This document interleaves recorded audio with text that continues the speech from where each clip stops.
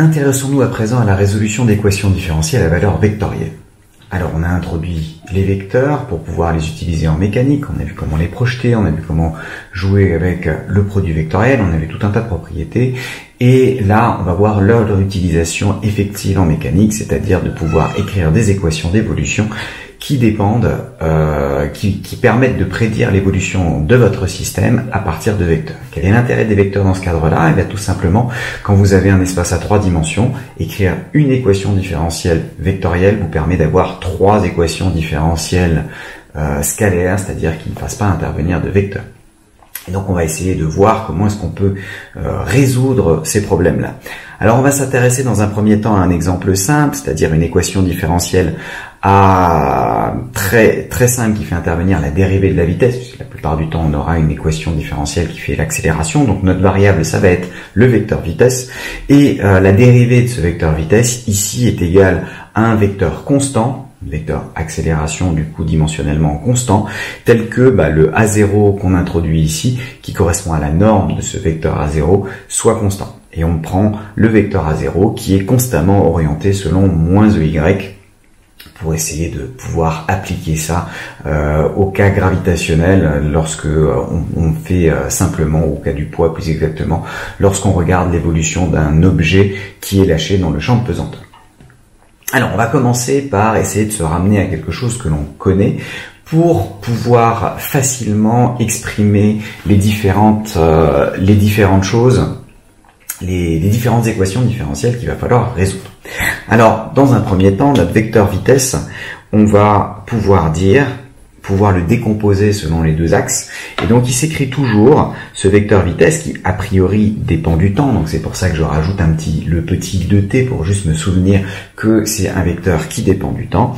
Eh bien, il va s'écrire une projection selon EX fois le vecteur EX plus une projection selon EY fois le vecteur EY. Et pour montrer la dépendance temporelle, il suffit en fait que les projections selon les composantes selon chaque axe dépendent elles aussi du temps. Donc j'ai deux fonctions variables qui apparaissent, Vx de t et Vy de t. Et l'équation différentielle vérifiée par le vecteur dans son ensemble va se répercuter sur des équations différentielles qui sont vérifiées par chacune des composantes. Qui plus est, si l'équation est un tout petit peu compliquée, il pourra peut-être avoir des équations couplées, mais en tout cas, ça va nous permettre d'écrire des équations, un système d'équations différentielles sur Vx et sur Vy. Alors pour pouvoir avoir ça, il va falloir s'amuser à calculer la dérivée de ce vecteur V et pour voir son expression de cette dérivée en fonction des coordonnées. Donc quand vous calculez la dérivée du vecteur V, ça va être, je vais détailler un maximum pour la première fois, et puis au fur et à mesure, vous aurez l'habitude de l'utiliser, mais ce qui est important, c'est bien comprendre comment est-ce que ça marche. Donc là, je prends la dérivée, donc le d sur dt, de l'ensemble Vxex plus Vyey. J'ai la dérivée d'une somme de deux choses. Je vais oublier que ces trucs-là, pour le moment, ce sont des vecteurs.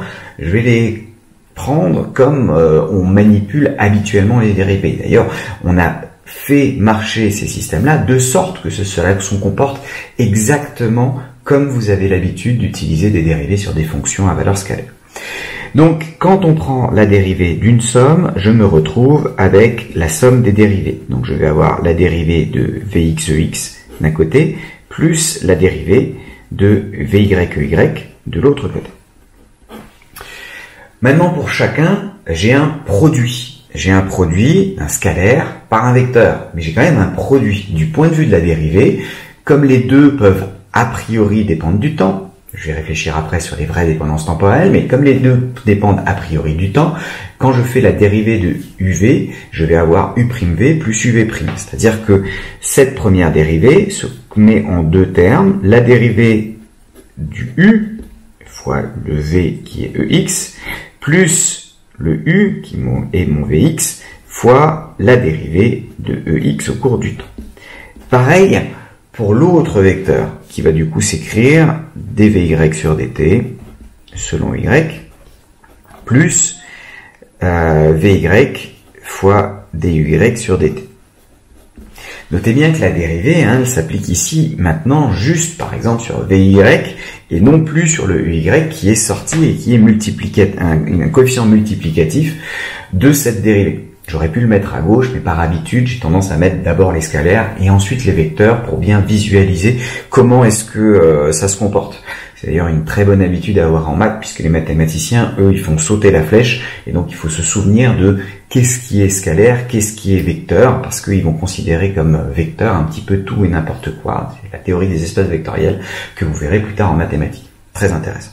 Donc, quand j'ai ces expressions-là, je peux voir que il apparaît du DEX sur DT et du DEY sur DT. Ça veut dire qu'il apparaît la variation au cours du temps du vecteur EX et du vecteur EY.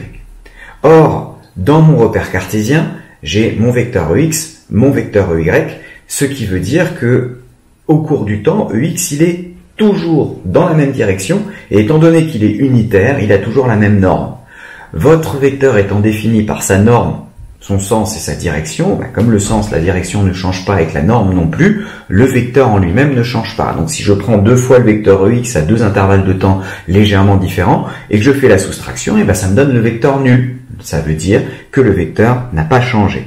Donc ce bout-là va se retrouver à valoir le vecteur nul et celui-ci aussi. Et n'importe quoi fois le vecteur nul, ça me donne toujours le vecteur nul. Le vecteur nul ajouté à n'importe quoi, c'est le n'importe quoi qui reste.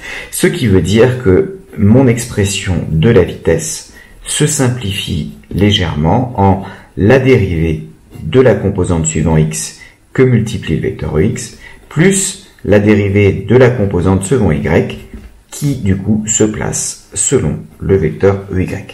Donc là, j'ai mon expression de la dérivée qui se simplifie bien à partir d'un vecteur qui s'écrit vxex plus vyey.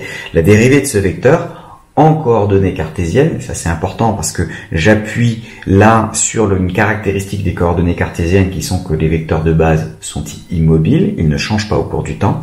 Donc la dérivée de ce vecteur v, ça va être la dérivée des composantes selon chacun des axes et je fais la somme. Donc je me retrouve avec l'équation différentielle que je peux réécrire en disant dv sur dt, je peux remplacer en disant que c'est dvx sur dt selon x, plus dvy sur dt selon y, et ce machin-là, c'est censé être égal à mon accélération, donc en l'occurrence mon moins a0 ey.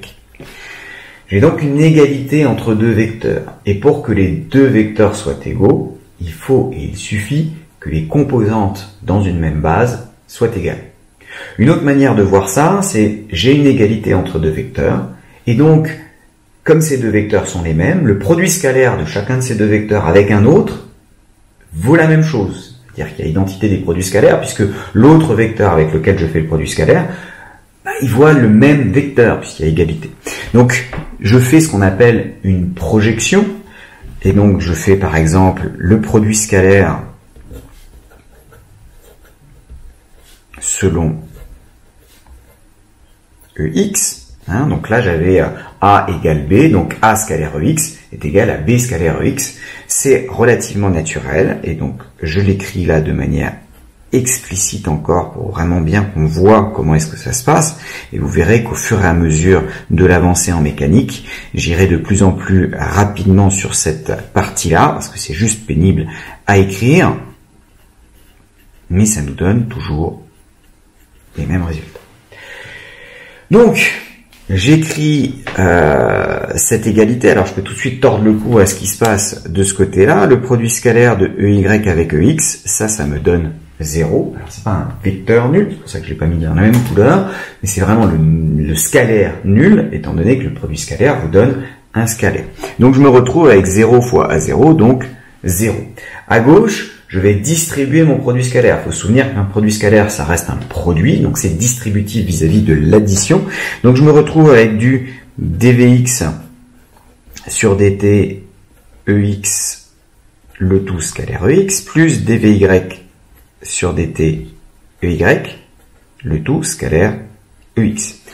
Alors je dis le tout, parce que c'est vrai que c'est ce vecteur-là, scalaire ex, mais bien entendu, la partie scalaire, la partie qui est un simple nombre, je peux le mettre en facteur et il me reste juste le produit scalaire de EY par EX. Celui-là, comme tout à l'heure, comme ma base est orthogonale, ça veut dire que ça fait 0, c'est le caractère orthogonal de la base EX-EY, et celui-ci, comme la base est orthonormée, donc chaque vecteur est normé, EX scalaire EX, ça donne la norme de EX au carré, n'importe quel vecteur scalaire lui-même, ça lui donne sa norme au carré, et ça, étant donné qu'il est normé, ça veut dire que par définition, il a une norme de 1. Donc ce produit scalaire-là, il fait 1. Je me retrouve avec dvx sur dt fois 1, plus dvy sur dt fois 0. Donc il me reste simplement dvx sur dt. C'est juste ce terme-là qui reste. Et à droite, j'ai toujours l'égalité avec 0. Là, vous voyez que je me retrouve avec une équation différentielle du premier ordre, un coefficient constant. Je peux faire le blabla habituel. Alors là, c'est une équation différentielle particulièrement simple. C'est pas la peine d'invoquer une exponentielle pour réussir à trouver une solution, puisque ça veut dire, regardez ce que veut dire cette équation-là. Je cherche une fonction Vx telle que sa dérivée soit nulle à tout instant. Si la dérivée est nulle tout le temps, ça veut dire que la fonction devait forcément être constante. D'où Vx, c'est égal à une constante.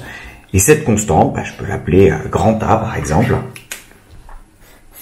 Et j'ai que la vitesse suivant x pour une équation différentielle sur v qui s'écrit comme ça avec une accélération selon uy, la vitesse suivant x est égale à une constante.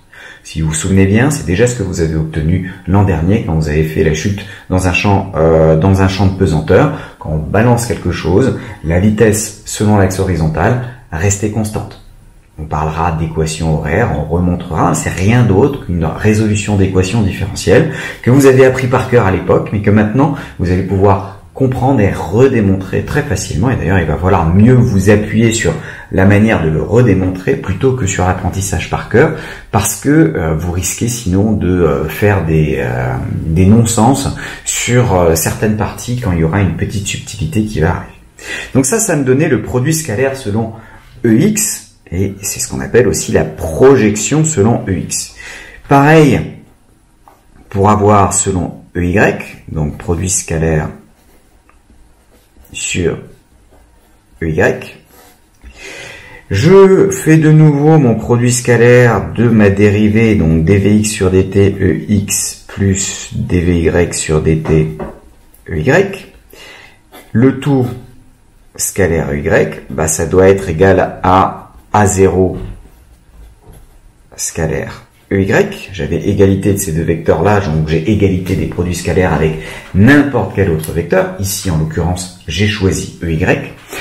Quand je regarde ce terme-là, là, je me retrouve avec du moins A0 EY scalaire EY, alors qu'à gauche, je me retrouve avec du dvx sur dt EX scalaire EY plus dvy sur dt EY scalaire EY.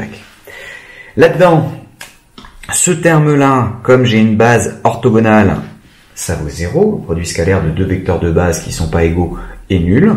Le produit scalaire de deux vecteurs de base qui sont les mêmes, ça donne 1. Ça, c'est le caractère normé. Ça donne la norme du vecteur au carré, comme la norme vaut 1, 1 au carré, ça nous donne toujours 1. Et pareil pour le EY scalaire EY de l'autre côté. Résultat, dvy sur dt fois 1, plus un truc fois 0 qui du coup n'apparaît plus, j'ai dvy sur dt qui est égal à moins A0. Donc je me retrouve avec une équation différentielle sur Y. Cette équation différentielle sur Y, là aussi, vous savez l'intégrer sans invoquer des histoires d'exponentielle ou de régime transitoire ou comme ça. Vous vous posez simplement la question, qu'est-ce qui se passe? J'ai une fonction dont la dérivée est constante. Quelles sont l'ensemble des fonctions telles que la dérivée soit constante? Eh bien, ce sont forcément les fonctions affines du temps. C'est les polynômes de degré 1 du temps, c'est les seuls pour lesquels vous êtes certain que la dérivée reste tout le temps constante et constamment constante. Donc c'est ça qui est intéressant, et d'où la solution qui va s'écrire Vy est égal à moins A0t. Alors ça, c'en est une qui marche. Vous savez que il faut rajouter une constante. Donc par exemple, si je l'écris moins A0t plus b avec b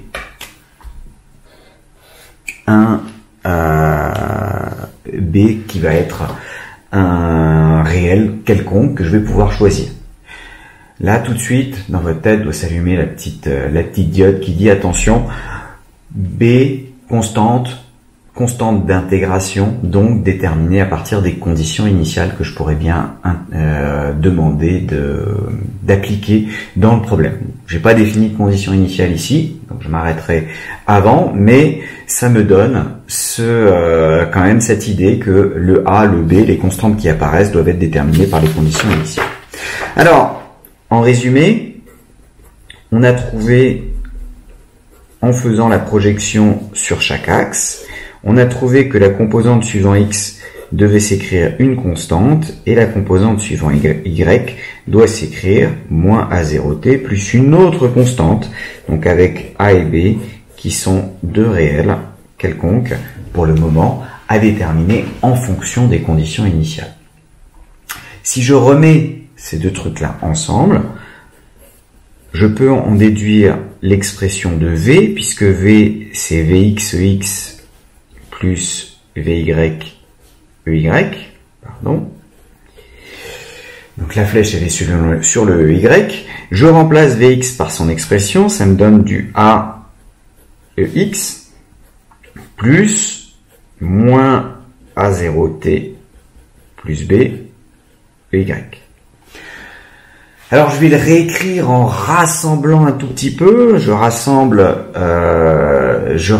les choses parce que le moins A0 EY, ça me dit quelque chose. Ça s'écrit moins A0, alors on va l'écrire comme ça, EY fois T, plus un machin qui s'écrit AEX plus B EY. Donc, mon V peut s'écrire le vecteur A0 que j'avais dans mon équation différentielle de départ fois T plus un vecteur constant que je peux noter comme ça. Ça c'est un vecteur qui ne change pas au cours du temps, qui a une certaine valeur. Alors la valeur va dépendre de la valeur initiale, mais surtout c'est un vecteur constant, donc je vais pouvoir avoir ma solution sous cette forme-là. Alors ça, on va voir qu'on aurait pu l'obtenir directement en réfléchissant et en s'affranchissant juste par la pensée de la petite flèche qui est au-dessus de chacun de nos vecteurs. Donc c'est le petit b, résolution directe.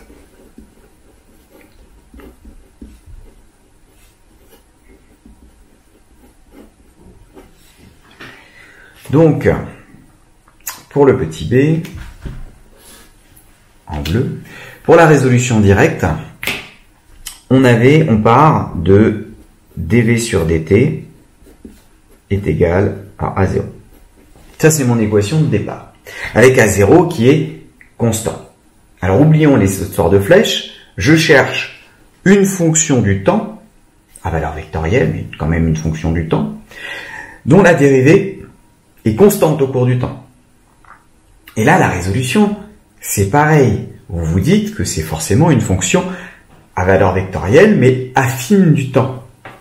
Et vous pouvez très bien écrire ça, V, sous la forme A0t, plus un vecteur constant, on peut l'appeler C, qui est un vecteur constant.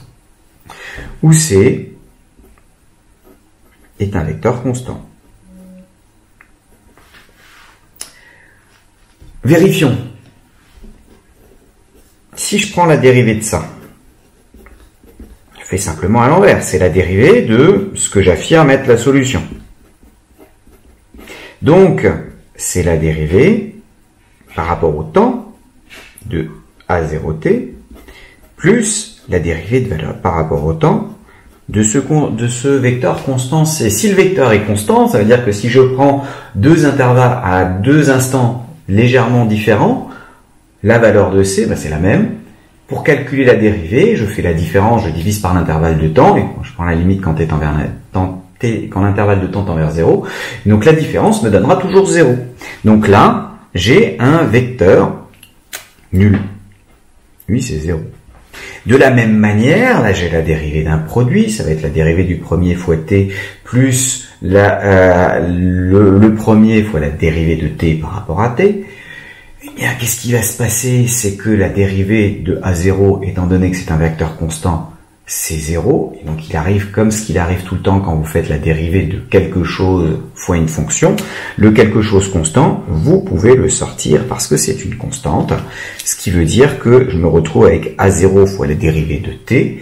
Et la dérivée de t par rapport à t, c'est 1. Donc j'ai directement A0. On a bien trouvé une expression d'une fonction qui vérifie cette équation différentielle. Alors là encore, j'ai pas démontré que j'avais absolument toutes les solutions de cette équation différentielle. On pourrait en trouver de plus compliquées. Alors, l'avantage avec les équations linéaires, c'est que, en fait, quand on a trouvé, et qu'on a un petit peu l'habitude, on sait qu'on a trouvé toutes les solutions. Mais quand il y aura des équations non linéaires, en deuxième année, par exemple les équations d'hydrodynamique, c'est pas parce que vous avez trouvé une solution, même un peu générale, que vous aurez trouvé toutes les solutions. On a montré qu'il existait des solutions qu'on appelle par exemple des solitons, qui sont très particulières, qui sont pas du tout de la tête de celles qu'on cherche habituellement, mais qui vous permettent quand même d'avoir des solutions qui vous intéressent. Bref, en tout cas, ici, le cours de mathématiques vous montrera que j'ai en fait toutes les solutions, et vous voyez que ma solution s'écrit bien A0t plus un vecteur constant, ce qui est bien exactement ce qu'on avait ici. Alors, si je fais l'application des conditions initiales, et je vais dire que à t égale 0, condition initiale, à t égale 0, j'ai une vitesse qui vaut une vitesse vectoriellement v0. Donc à t égale 0, j'ai v de t égale 0, qui est égal à un certain vecteur v0, et ce vecteur c'est v0, il s'appelle vx0 selon x, il a une certaine composante selon ex, et une certaine composante connue selon ey. Je fais mon application à t égale 0. À t égale 0, quand je regarde cette expression, alors je peux du coup en déduire que vx de t égale 0, c'est en fait v0 scalaire ex, et donc c'est naturellement ce que j'ai appelé vx0. Si on regarde l'expression de vx, et que je regarde en t égale 0, tiens, ça dépend pas du temps, ça vaut a, du coup, vous pouvez directement dire que a doit être égal à vx0. De la même manière, vy en t égale 0, d'après la condition initiale, c'est v0 scalaire ey, ey scalaire ex ça me fait 0, ey scalaire ey ça fait 1, et donc j'ai naturellement vy0. C'est pas pour rien que je l'ai appelé comme ça. Et quand je regarde vy en t égale 0, je remplace t par 0, ça me donne moins a0 fois 0 plus b. Et ça me donne b. Du coup, je peux avoir que b, c'est vy0. D'où mon vecteur constant qui s'écrit ici, mon v, ça va être moins a0 ey fois t, plus a, on a dit que c'était vx0 selon x, et b, on a dit que c'était vy0 selon y. Et là, on reconnaît en fait le vecteur initial v0. Donc on a que le vecteur vitesse, dans ce cas-là, s'écrit l'accélération fois le temps plus la valeur initiale. Et ça, c'est en fait ce qui, la plupart du temps, est retenu par les élèves quand vous faites les équations RR. Ils se disent, la constante d'intégration, c'est toujours la valeur initiale. Oui, mais seulement dans ce cas-là. seulement dans ce cas simple. On a déjà vu avec les équations différentielles du premier ordre que ça n'était pas le cas. Le grand A qui apparaissait devant l'exponentielle, en règle générale, ça n'était pas la valeur initiale. Par exemple, il n'était pas nul quand la valeur initiale était nulle. C'est un exemple. Mais vous avez une expression. Ça, c'est pour l'application des conditions initiales quand on a regardé les fonctions directement dans ce sens-là. Mais dans l'autre, vous allez avoir que ça marche de la même manière pour la vision vectorielle. La vision vectorielle, c'est que votre V à t égale 0, d'un côté, la condition initiale me dit que c'est 0, et de l'autre côté, c'est A0 fois t égale 0, plus C, donc c'est égal à C. D'où le fait que cette constante C, ce soit bien le V0, et on se ramène bien à cette expression-là, vectoriellement. Donc les deux manières de le résoudre vous permettent d'obtenir exactement le même résultat.